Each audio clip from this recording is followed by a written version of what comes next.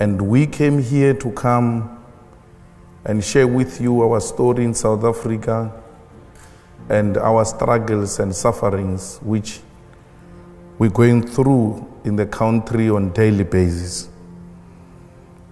And this platform is a very correct platform because we come from a country where students are in the forefront of the struggle.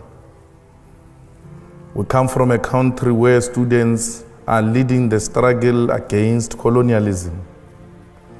We come from a country where students are fighting against white supremacy and a capitalist system that has divided our country and excluded the indigenous people of South Africa and Africa as a whole. It is the students of South Africa, following the speech of the EFF in Parliament of South Africa, that demanded that Rhodes must fall. They do not say Rhodes must fall because of their hatred of white people, but they said Rhodes must fall because they hated what Rhodes represented, a white supremacy, a system that projected white people as superior and black people as inferior, a system that subjected black people to a situation where they were denied education so that they can be suppliers of cheap labor. Rhodes took our land. Rhodes introduced a system that led to a black genocide. Rhodes exploited our minerals and natural resources and left South Africa without anything that will demonstrate that this country is a mineral-rich country. We cannot continue to celebrate people who represented a racial divide of our people. So the students in South Africa are demanding, and they've succeeded, that everything else that represents backwardness and racial division and hatred of black people should not be celebrated. The students, after the defeat of those who believed that those who perpetuated white supremacy should be celebrated, they went further to demand that education should not be a commodity. It must be free for all, because education is a right protected and enshrined in the Constitution of the Republic of South Africa. They agreed, those students, that no university in South Africa should increase fees, because fees as they are now, they are extremely expensive. The government of South Africa agreed that they will not increase fees, and they thought that they have successfully silenced the students. Upon agreeing, in the same way they agreed to remove Rhodes, the students said 0%, no increase is not enough, we want free education. Following the success of the students to put on the national agenda the importance of education, then the workers in the university demanded to be incorporated as employees of the universities, because in South Africa, workers are not part of the staff complement of the universities. They are outsourced, they are owned by labor brokers, they've got no benefits, they've got no rights. They work for universities, some of them for more than 30 years. When they go on pension, they've got nothing to show. Students joined them and said, these are our parents, we want them to be integrated as part of the university, and they must have benefits. Because you've got a situation where in South Africa, the rich have got extremely more than the poor. We've got a situation where the rich love animals than the people. The dogs of rich people in South Africa have got medical aids, but the domestic workers and university workers, the farm workers, the petrol attendants, the security guards do not have medical aids, neither do they have rights as workers. They all work for a system called labor brokers. So students, like they did during apartheid days in South Africa in 1976, they've now influenced a new era, a new terrain of struggle, where the interests of the poor are firmly put on the agenda of South Africa. Today, South Africa discusses minimum wage. Today, South Africa discusses how the rich can share wealth with the poor, because the young ones are in the forefront of the struggle to transform South Africa. In South Africa, for the past 21 years, politics which were represented there were right-wing politics, which led to the ruling party also taking a right-wing direction because it only had competition from the right. There's never been a legitimate, credible left formation to challenge the ruling party or to have a ruling party striving for balance.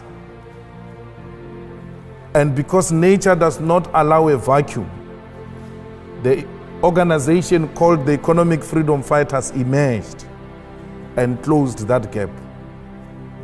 The EFF emerged in South Africa because South African working class demanded a proper representative of the working class.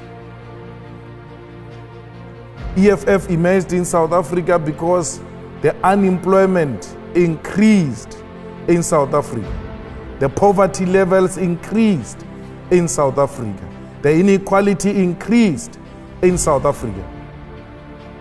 We have a situation where the levels of corruption in South Africa are actually institutionalized.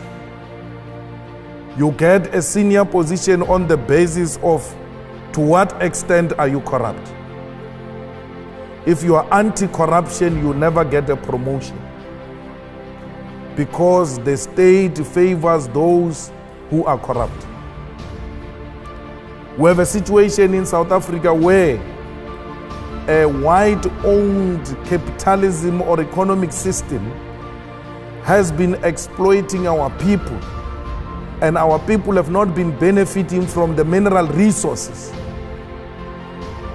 in our country. We have a company called the London Mine, which is mining in a place called Marikana.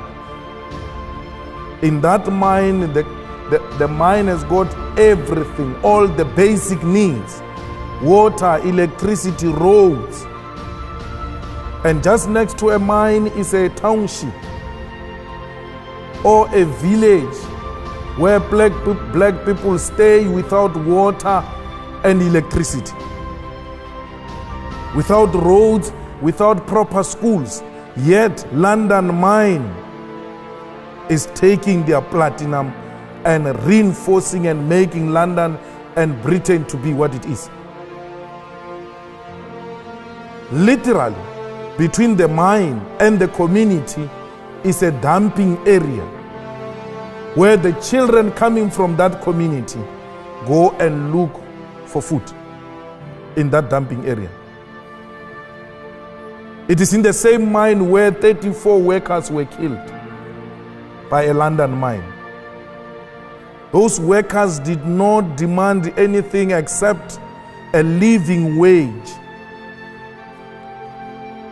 One of the workers in an interview, when he was interviewed and he was told, "You are looking for too much money, yet you are not educated.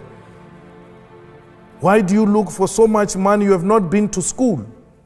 He said, "I want this money so that I can take my child to school, so that my child cannot be like me. I want to produce a CEO of a mine." They were fighting to have roof over their head. They did not have weapons in their hands. But the government of the day responded to those genuine demands of the people by sending police with rifles, and people were killed because they demanded enough money to take their kids to school. Some of them, when police arrived, they raised their hands and pleaded that police should not kill them. Police shot defenseless masses of our people. One of the people who was shot there was one man who was wearing a green blanket called Mambush,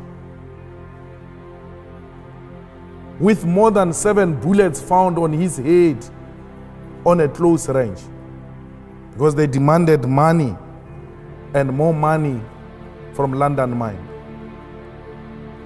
When people demand water, they get shot at and killed by the government. When people demand better living conditions, the response of the state is to kill those people. We're fighting against that. When the students demand free education, they get locked up by the regime. We're fighting against that. We're fighting for equality in our country. We do not want to replace white supremacy with black supremacy. We want to create a society where all of us exist as human beings and not as white and black. We want to restore the dignity of the African continent and position Africa as an equal partner in the world economy and international politics. We want Africa to be like Europe. We don't want Europe to treat Africa like it is its own subject. Africa's time is now. No one should continue with the exploitation of our minerals without our involvement. Not even China will be allowed to recolonize Africa. We are called economic freedom fighters because we want any foreign direct investment to come and invest in Africa through our own terms and to the benefits of the people of Africa. It might be a dream. Some might think it's not real. But we know we're going to achieve it. For because this dream is not just a dream but a generational mission. It's a generational mission we are not prepared to sell out. We want to restore the dignity of African people. We want to ensure that African people are equal partners in trade, in politics, in every subject that the world is debating. We want to follow in the footsteps of Nelson Mandela. Because Nelson Mandela, when he left his term as a president, he said the struggle continues. He said so because he knew that political freedom without economic freedom is incomplete. People cannot eat a cross. People want to put bread on the table. So, like many African leaders, we have committed not to betray the dreams of those who came before us. Like many African leaders, we want to unite the people of Africa to have a common agenda and common purpose. We want Africa to unite and Africa to reclaim its land and its resources. The EFF speaks about expropriation of land without compensation because we know that when the land was taken in Africa was through genocide. Why would we reward genocide? We cannot reward genocide. But we want land because land guarantees us of the sovereignty of South Africa and the African continent. We cannot claim to be Africans, yet we have nothing to show as a proof that indeed we are Africans. For because we do not even have title deeds to prove that we are the owners of the land. We have nothing to show. When you go into mines, it's multinational companies. When you go into banks, it's multinational companies. When you go into monopoly industries, it's multinational companies. We cannot even own and protect our own agricultural sector with our fertile land in Africa, because Europe and the entire developed countries use Africa and South Africa as a dumping site. Every lower grade food get to be dumped in our countries, undermining our own agriculture. When we say those things, we are called communists, we are called anarchists, we are called radicals, because we must continue to bow before a white supremacist. We're refusing that. We're refusing to bow before imperialism and colonialism. We want a total control of our own country and our own land. We in South Africa, black and white, we coexist as people. When we fight colonialism, we do not fight white people. We come from a bad history of apartheid, where white people have exploited us for far too long. Yet, we have extended a hand of friendship. There are many others who are still refusing and still wanting to act as if we live in the apartheid era. Those do not deserve to live amongst those who want a united South Africa, black and white. It is of their own problem. We are not going to be an international home of racists.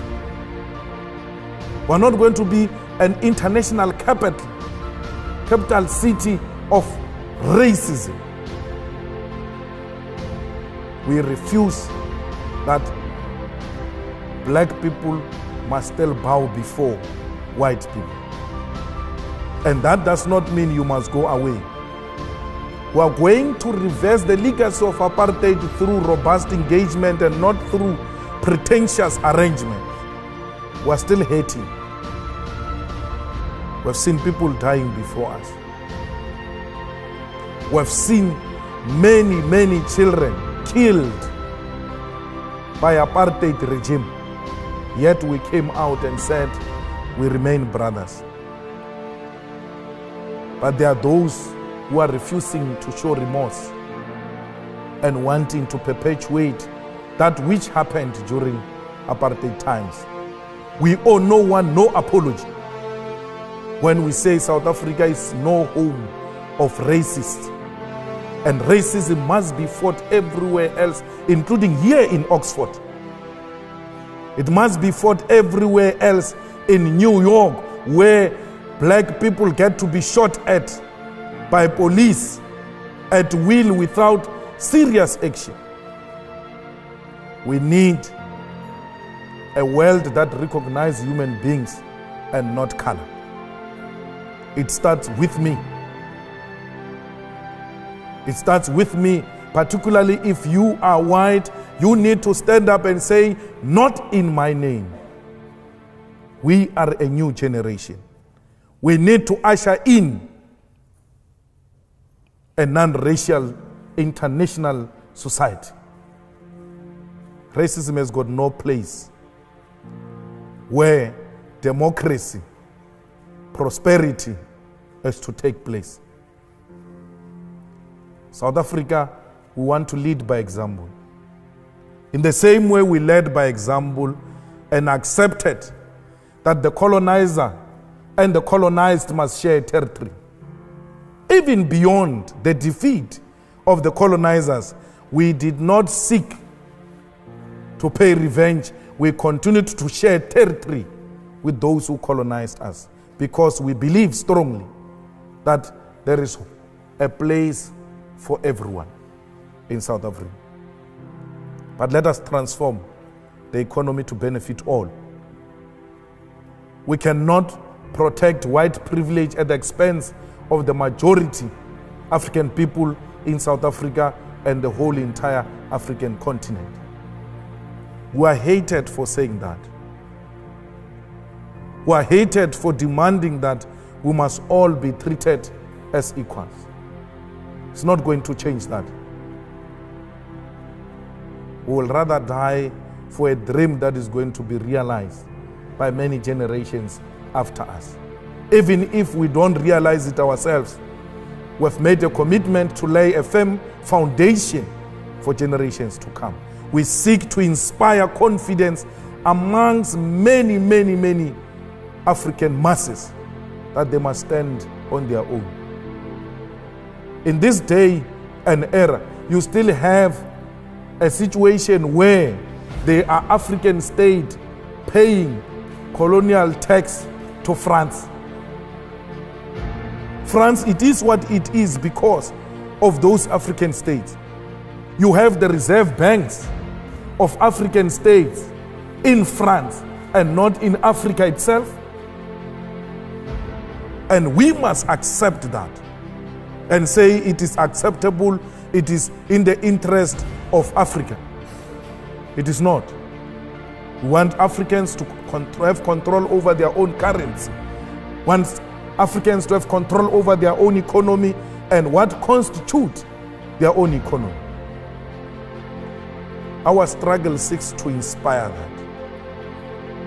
Our struggle seeks to inspire accountable African leaders, not dictators, not unaccountable leadership that turns a public purse into a personal purse. Some leaders in Africa, when you ask them for money, they go and fetch from a reserve bank and give it to you because they treat a reserve bank as a personal bank account. It can't be. We want leaders who are responsible. We want leaders who are accountable. We want leaders who will go to elections and be elected through democratic means. Let people determine their own leadership and not because leaders are torturing them and intimidating them and imposing themselves on the people.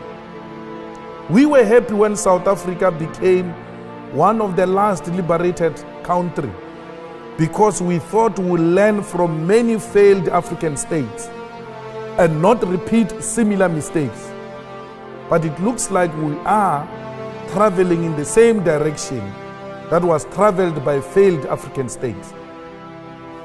In the whole of Africa, I met some of the students earlier, some are doing research in Africa. You must go and check the facts. In every failed state, it became so because of an individual called the president. The president takes over the country and everything else gets to be designed around the individual called president. They move from a democratic rule to personal rule. They respect individual more than the state institutions. If a president does not like a red beret, a law is passed that all red berets are banned in this country.